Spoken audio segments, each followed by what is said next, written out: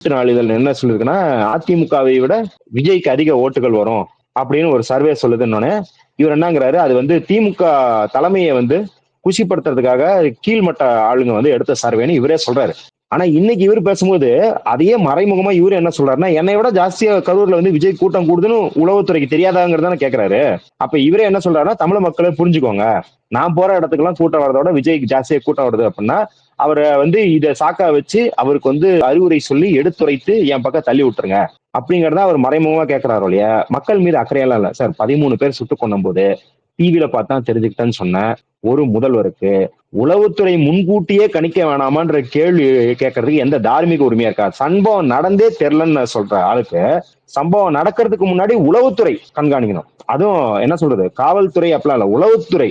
முதல்ல உளவுத்துறையோட வேலை எப்படி இருக்கும்? உளவுத்துறை என்ன கண்காணிச்சு சொல்ல முடியும்? சார் உளவுத்துறை வந்து 12 மணிக்கு நீங்க 12 மணிக்கு வந்தீங்கன்னா, 5000 பேர் இருப்பாங்க, 6000 பேர் இருப்பாங்கன்னா உளவுத்துறையால கணிக்க முடியும். 12 மணிக்குன்னு சொல்லிட்டு 7 மணிக்கு நீங்க வந்தீங்கன்னா, லேட் ஆகும்போது எவ்வளவு வரும் அப்படின்னு சொல்றதுக்கு அவங்க ஒன்னும் அந்த மேத்தமெட்டிக்கல் மாடல் எல்லாம் போட்டு, ஒரு ப்ரொஜெக்ஷன் எல்லாம் போட்டு, சயின்டிஸ்ட்ங்க கிடையாது. அவங்க காவல்துறையினர், உளவுத்துறையினர். அவ்வளவுதான் தெரியும்.